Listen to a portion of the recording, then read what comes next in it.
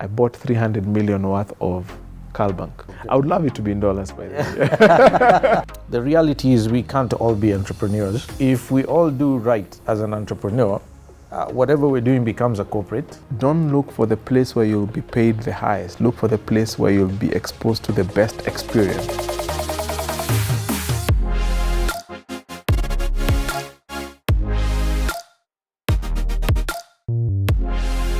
Welcome to the tea. I remember there between 2008 and 2014, when we made a decision that we were going to invest outside of Kenya after the post-election violence, and I was put on a plane to go and look for opportunities in West Africa, Nigeria, and Ghana. Then I think I prayed throughout that flight. I did not know who I was going to meet. I did not know if I invest, I would be able to find good investments. And if I did not know whether I would be able to bring back the money.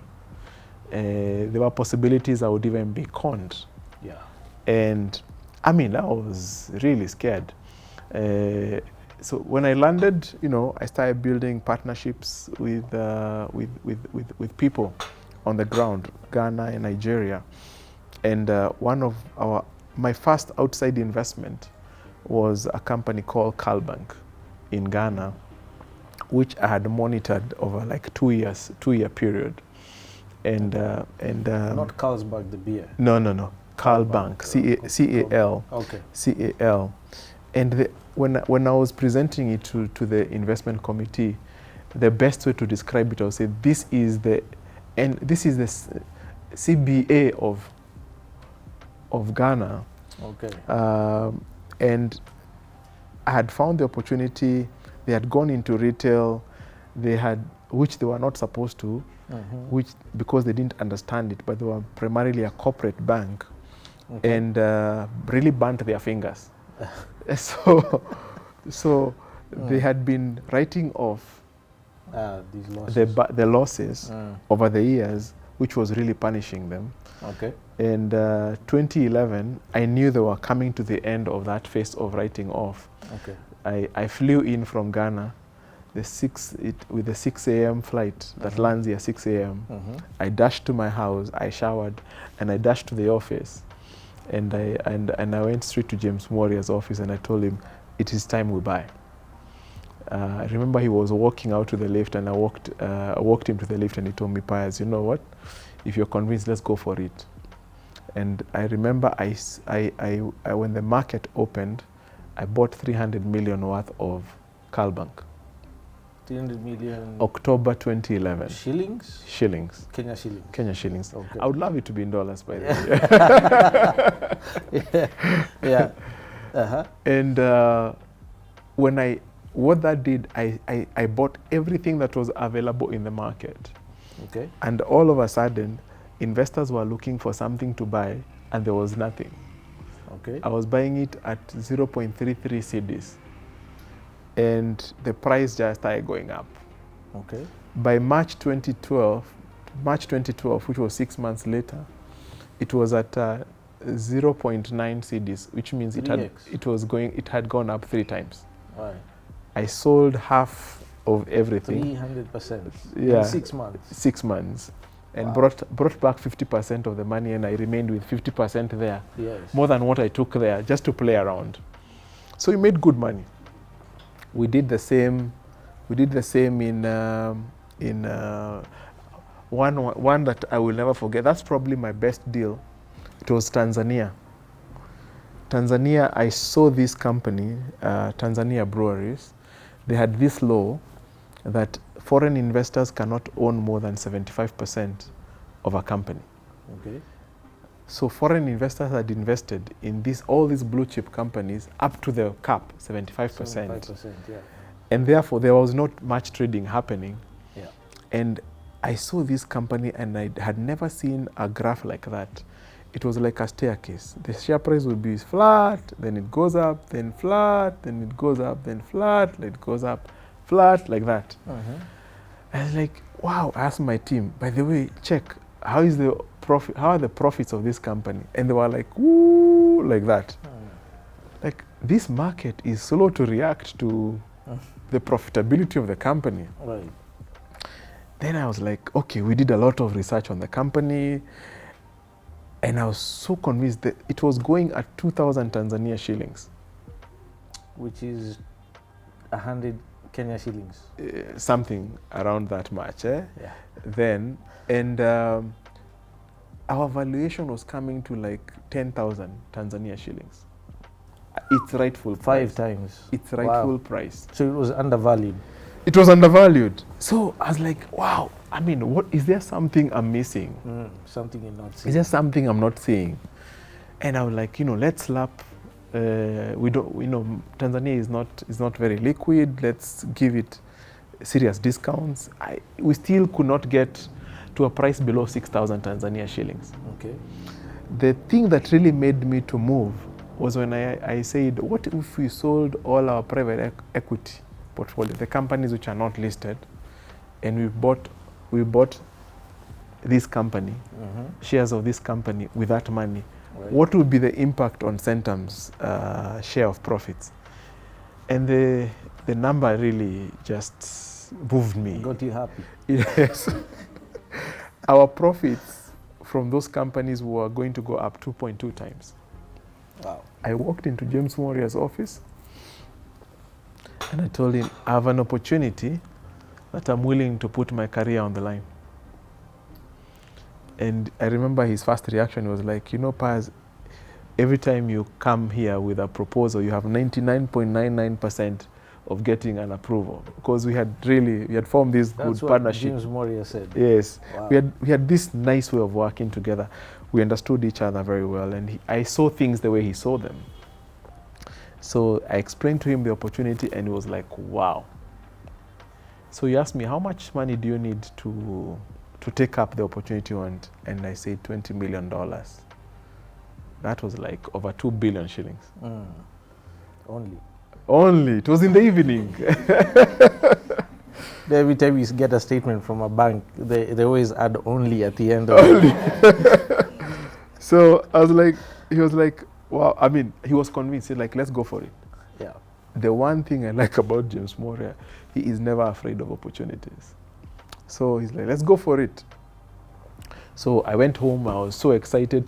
Tomorrow I'm about to do the biggest deal of my life. I came in the morning. He called me to his office.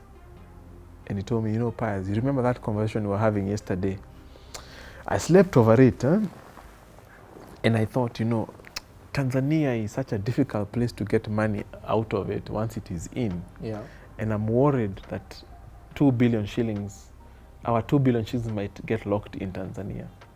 So this is what I'm going to do. I'm going to give you 800 million shillings.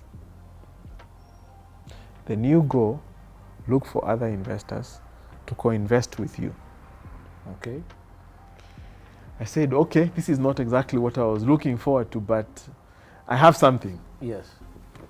So I called some friends, investors that had met during roadshows in London, and they were like, wow, we like Tanzania, and we are happy to invest behind you. So Tanzania, something had happened, by the way. They had said there was a big block of shares that IFC was selling on Tanzania breweries. And the president had said, if the first people who will be given priority to buy it will be Tanzanians. But if Tanzanians don't take it up, they will open it up to East Africans. Yeah. And that gave us now a window to go and buy this. But it was not open to anyone who was not from East Africa. Yeah. So I convinced these foreign investors that they can buy through me. Okay. Meaning I owe them the money. Right. But I use their money to fulfill my order. Okay. Plus my portion. We went a long way with them. Then they grew cold feet last minute, and I had to find another one. Now the one I found was more hungrier than them, and we went all the way. So I bought for Centum over 800. It was about 865 million shillings worth of Tanzania breweries. Okay. And then I bought for the foreign investors, also from London. I think 3 months, about $175 million. As in, there was nothing happening in that market I was moving the market. $175 million. Not shillings. Not shillings. USD. The regulator used to call me because he had to approve. He had to approve every deal. That's not small money. It was serious money in any space. That's not small money. It was a lot of money. I mean, we were the only buyers in Tanzania. Nice. We were buying like it was running out of fashion. Okay. And the share price started going up. Okay. So we moved from 2,000, went to 4,000. We busted through 8,000, went to 10,000, 11,000, 12,000, until 19,000. Whoa, 19,000. 900, over 900%. My hypothesis, my investment thesis was 9. Are you? I'm sorry.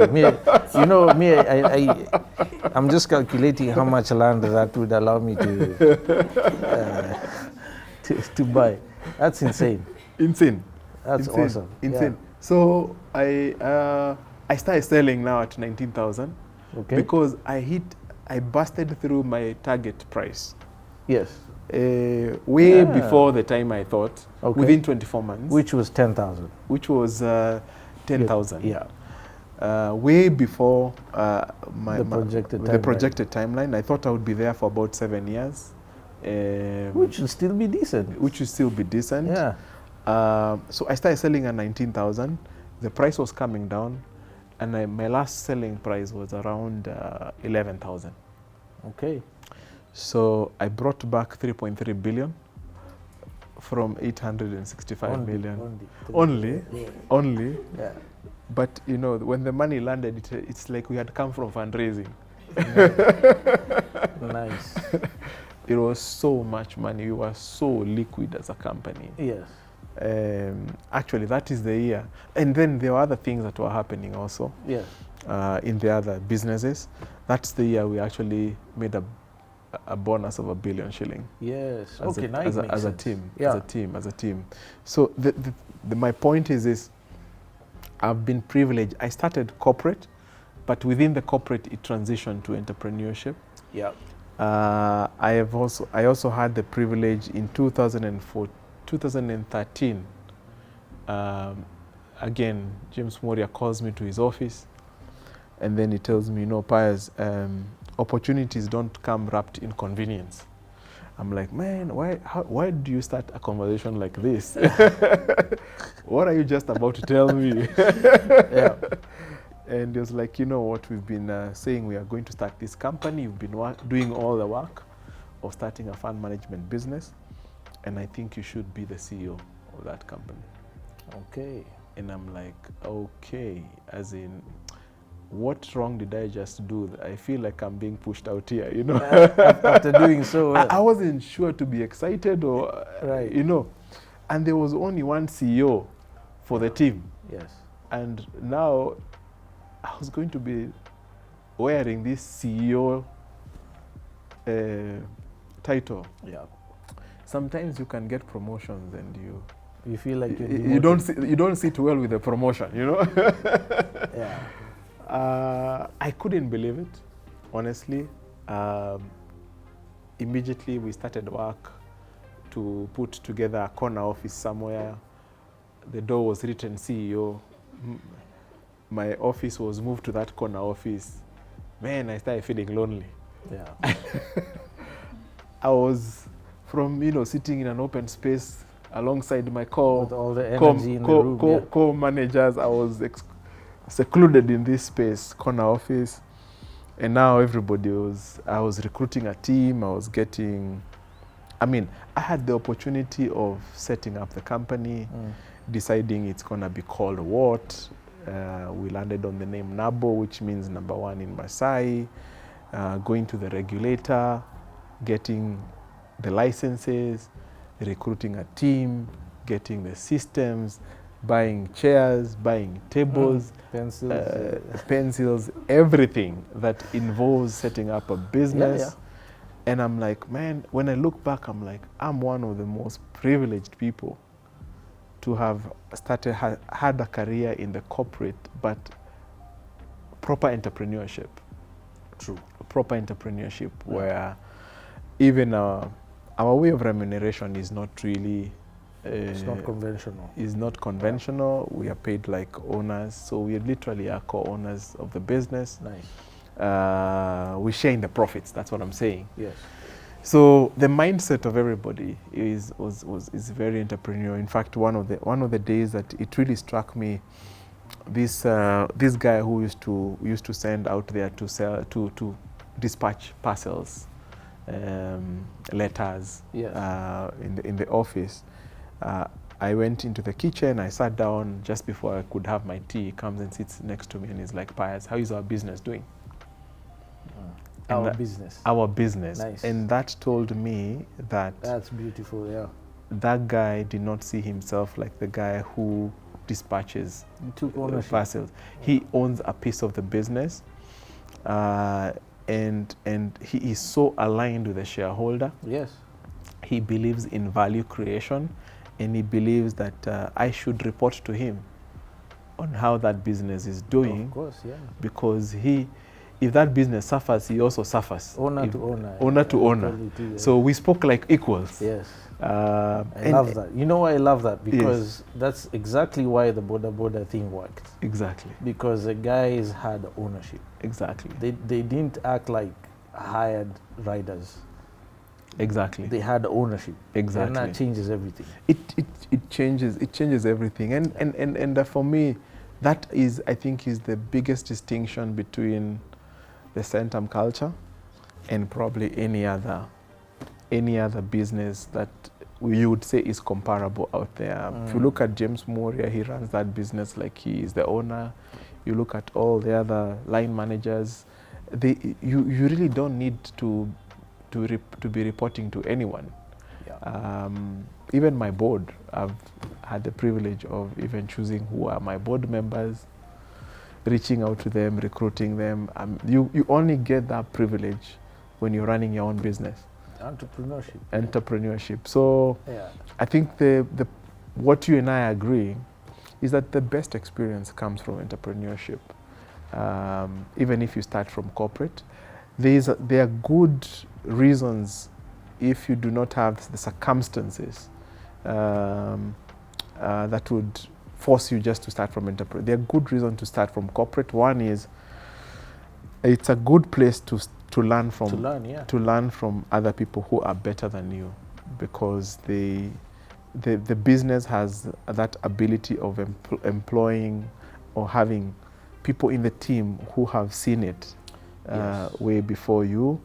And then there's also the initial capital that is so important for you to transition into entrepreneurship. Yeah. It's a good source. It's a good source for that team. That is awesome. That's a good story, man. Yeah. Sorry for the long answer. No, that's necessary. Well, thanks for sharing that. Yes. Well, I think for me, then the summation is, I think there's a preference for entrepreneurship, the journey.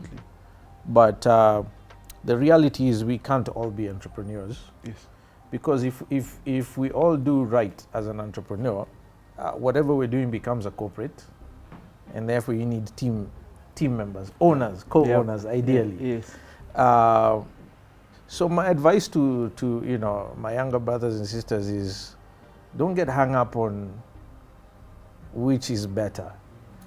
Just give 100%. Whatever it is you're doing, spend yourself. Let there be nothing left but a greasy spot where you're standing, because you burnt yourself out, and in a healthy way. I'm not saying overwork yourself to death. I'm saying expend yourself. Absolutely.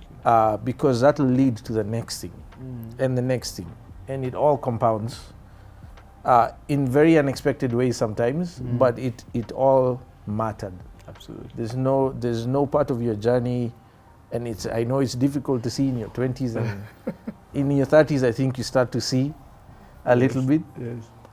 But everything matters. Whether you're serving tea, I started as a waiter. Yes. In an Italian restaurant when I was in college. Yes. I worked. Thankfully, it was a classy restaurant. Yes. Called Il Pasticcio. Wow.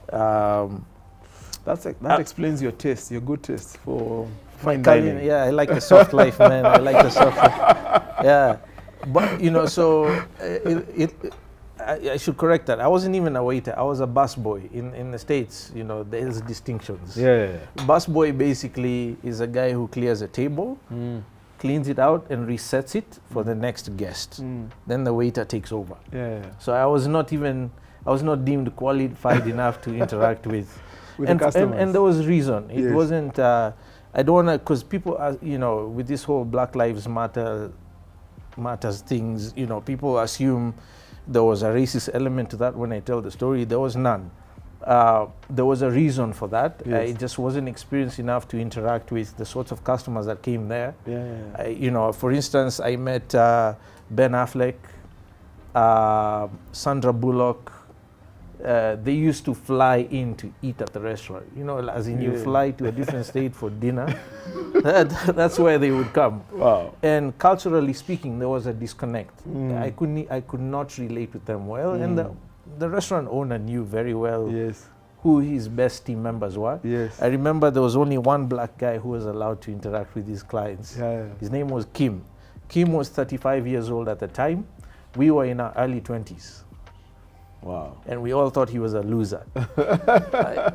Dude, you're 35. What are you doing waiting tables? He had a baby mama and a couple of kids.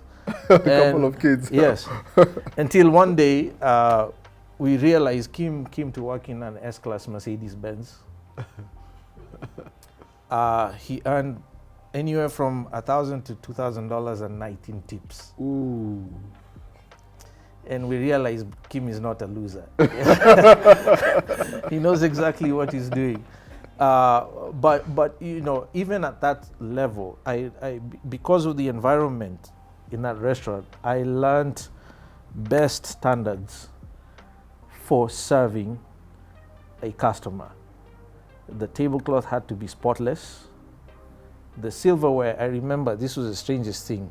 The silverware would come from the dishwasher, clean as a whistle. But then the owner of the restaurant, his name was Vino. Pino something, crazy Italian name. Yes. Pino would make us polish the silverware with vinegar before we put it on the table. Wow. And it's clean. Wow. Standards. Same with the glasses. You had to polish the glasses. You didn't want any watermarks. Guys had to fly in, man. Right. And so, today I can tell you for a fact that dynamic comes into play in my own business. Someone prints a flyer. If there's any smudge, I tell the printer, I'm sorry, I can't pay for that. It needs to be. I'm not giving that to my customers. Yes. You can ask the guys from the office. They think I'm, hi. they think I'm super anal and difficult. You're paranoid on this thing. Yes, but they all quietly admit that they like it eventually works. They like the pressure because it means we do things at a different standard than maybe even the competition. Yes. And that I learned being a busboy. Can you imagine? And my point is, it doesn't matter where you're at. Just give 100%. Yeah. Be coachable.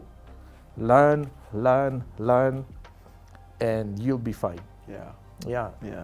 Wow. I think it's even hard to add to that because every business is started by an entrepreneur, right? Meaning, every entrepreneur is always looking for an entrepreneur like themselves. Ideally, yes. Ideally. An entrepreneur is always comfortable to leave their business in the hands of another entrepreneur. Yes. So even though you get employed, it doesn't matter what you're doing, whether you're wiping the tables or whatever. An entrepreneur is very quick to pick another entrepreneurial mindset. Absolutely. And they're able to, they also don't follow rules as such. So they can really accelerate you through the ranks. They're not in the box. They are not in the box because what they are seeing is a mindset, not a person who has to go through a certain predetermined steps. So for me, just to add on to that, if you want to know how to dress, look at how your boss dresses. Then he will notice you. If you want to become an entrepreneur, then behave like an entrepreneur. One of the books that really changed my career was if you want to be a CEO, start behaving like a CEO. So I wasn't even anywhere close to being a CEO, but I just had this mindset that I've got to have certain way of behavior that matches my CEO. It's an energy, it's an attitude. It's an energy, it's an attitude. Yeah. And I think I became a CEO at 30.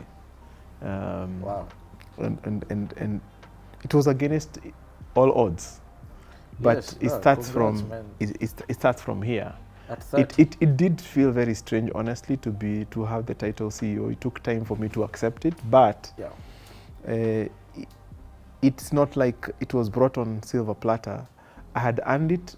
It's just that it came without me knowing, because I was not chasing a title.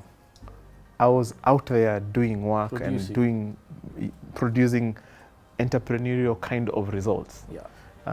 There's 1 year actually I was promoted twice, February and December, and I had to go back to my boss and ask him, by the way, do you remember you actually promoted me in February? Just in case there's a mistake, and then you come back to me and you say, we need to reverse that last letter. Yeah. And you say, no, it wasn't a mistake. I know exactly what I'm doing. So for me, it's just to add on to that. The best, when you're in your 20s, don't look for the place where you'll be paid the highest. Look for the place where you'll be exposed to the best experience. And not just, especially don't be too specialized too early. If you can learn in your 20s how to sell, how to brand, how to market, how to photocopy, how to do everything that is in the office, even how to do tea. Learn everything that happens in an office, such that if you're thrown into the field like Solomon, you can be able to start your own business and run it. There are lots of guys who finish their careers at 55, but they can't run a business. They can't start a business because they were only marketers, or they were only accountants, or they were only this or that. The thing is to run a business as an entrepreneur, you must know a little something about everything. The specialists will be the people who work for you. Like now Solo employing an architect. He doesn't need to be an architect anymore. So go for experience over money. Learn everything. If you need to sleep in the office, the best time to sleep in the office is in your 20s. I remember my most memorable days in my 20s are the days I saw the sun go down and I saw the sun rise in the morning when I was still in the office. And those days, they changed my life. They changed my life completely, and they got me noticed. Sure. Yeah. Because in your 30s and 40s, when you have families and things and kids, you will not have the opportunity to do that. Exactly. So do it in your 20s. Do it in it. Yeah, bust your moves. Bust a move, man. Bust a move. Do us. Bust a move. Man, that's awesome. Thank you so much for sharing that. I think that's a great place to stop, because we could be going for another 2 years if you let us. So thank you all for joining. We're going to have a question and answer session shortly. Yes. But for those of you watching, if you have questions, comments, please make comments below on whatever platform that you're watching. We'll be keen to engage with you and learn from you and hopefully add value to your own journeys. I am Solomon Wangwe. I'm Pius Muchiri. Now we are going to ask Pius and Solo. See you in a bit.